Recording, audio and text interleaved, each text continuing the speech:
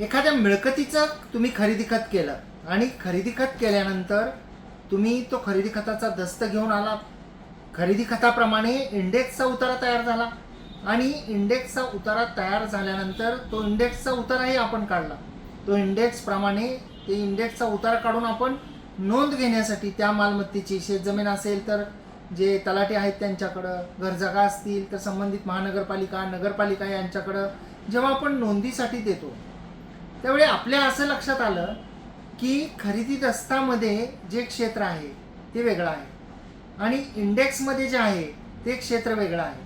हे मी एक उदाहरणासाठी सांगतो. कधी कधी नावामध्ये, खरेदी खतामध्ये नाव वेगळं आहे आणि इंडेक्समध्ये नाव वेगळं आहे.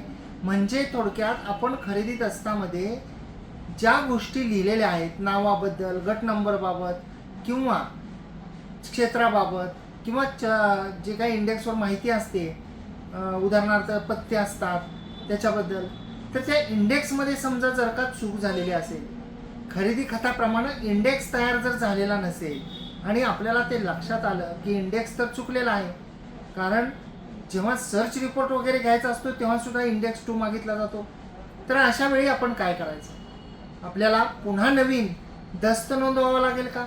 खरेदी खताचा दस्त, चूक दुरुस्ती दस्त नोंदवावा लागेल का? इंडेक्समध्ये नेमकी दुरुस्ती कशी करायची? मूळ खरेदी खताप्रमाणे इंडेक्स कसा तयार करून घ्यायचा, याबद्दल आज आपण बोलणार आहोत. नमस्कार, मी आपला वकील मित्र ॲडव्होकेट कैलास नाईक. चला तर मग कायद्याचं म्हणजे तुमच्या फायद्याचं बोलूया, तुमच्या हक्काच्या कोर्ट कचेरी या यूट्यूब चॅनलवर. रक्षाबंधनाच्या सर्वांना खूप खूप शुभेच्छा. आपण देत असलेल्या भरभरून प्रेमासाठी खूप खूप धन्यवाद.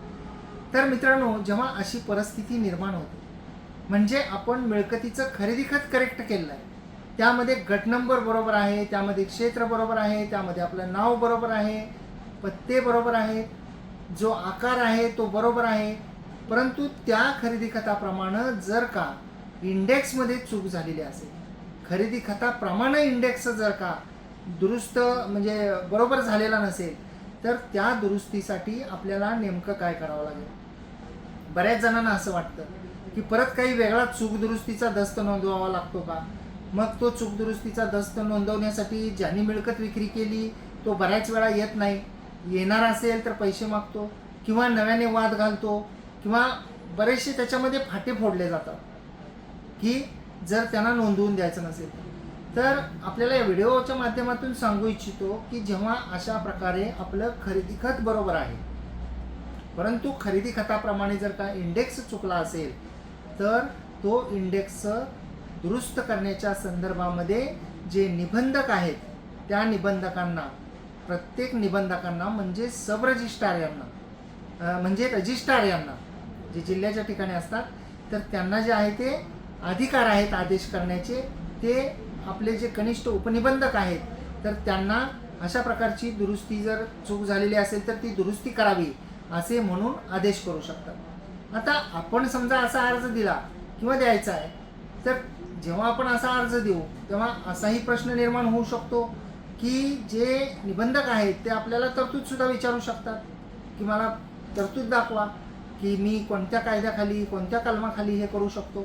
तर त्यासाठी आपण लिहून ठेवा, जर आपल्या कोणाच्या बाबतीमध्ये असं घडलेलं असेल तर जो रजिस्ट्रेशन ॲक्ट आहे 1908चा, म्हणजे 1908चा नोंदणी कायदा, त्याच्यामध्ये कलम 68(2) आहे. रजिस्ट्रेशन ॲक्ट 1908 कलम 68(2) आणि याच्यामध्ये असं म्हटलेलं आहे की प्रत्येक निबंधकाला त्यांच्या अधीनस्थ कोणत्याही उपनिबंधकाच्या कोणत्याही कृतीबद्दल किंवा ज्या पुस्तकात किंवा कार्यालयात कोणताही दस्तऐवज नोंदणीकृत झाला आहे त्या संबंधीच्या कोणत्याही त्रुटीच्या दुरुस्तीबाबत, हे खूप महत्त्वाचं आहे. म्हणजे कोणाला, जे प्रत्येक निबंधक असतील त्यांना हे पॉवर आहे की त्यांचे जे उपनिबंधक सबऑर्डिनेट आहेत तर त्यांनी एखादी कृती केलेली असेल, अकृती केलेली असेल, एखाद्या पुस्तकामध्ये काही बदल झालेला असेल आणि किंवा त्यांच्या कार्यालयामध्ये एखादा दस्तऐवज जर का नोंदणीकृत झालेला असेल आणि त्याच्यामध्ये काही त्रुटी असतील तर त्या त्रुटीच्या दुरुस्तीबाबत त्याला आवश्यक वाटेल अशा तक्रारीवरून किंवा अन्यथा या अधिनियमाशी सुसंगत आदेश जारी करण्याचा अधिकार आहे. म्हणजे निबंध हे ऑर्डर करू शकतात की अशी अशी त्रुटी आहे, अशी अशी चूक आहे आणि ती दुरुस्त करावी. म्हणजे त्यासाठी जेव्हा आपल्या बाबतीमध्ये काही असं घडलेलं असेल की आपलं खरेदी खत बरोबर आहे आणि खरेदी खत बरोबर आहे, खरेदी खताप्रमाणे इंडेक्स झाला नाही. जसं की मी आधी सांगितलं की गट नंबर आपल्या खरेदी खतामध्ये वेगळा आहे आणि इंडेक्समध्ये टायपिंग मिस्टेकनं वेगळा झाला आहे, क्षेत्रामध्ये काही बदल झाला आहे, आकारमध्ये काही झाला आहे किंवा काही पत्त्यामध्ये झाला आहे.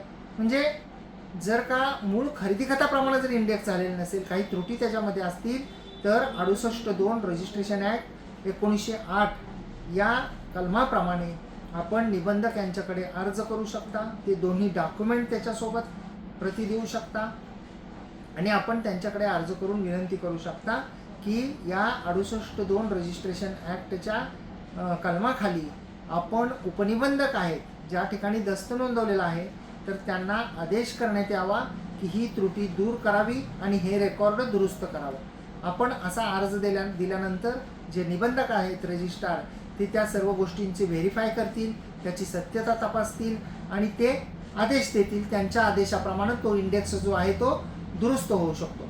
अपेक्षा करतो की ही माहिती आपल्याला समजलेली असेल आणि आवडली सुद्धा असेल.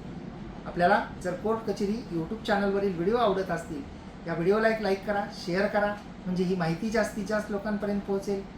निष्कारण जी चूक दुरुस्ती आहे, म्हणजे चूक दुरुस्तीचा दस्त करावा लागेल असा जो सल्ला दिला जातो, ते आपल्याला वाचेल.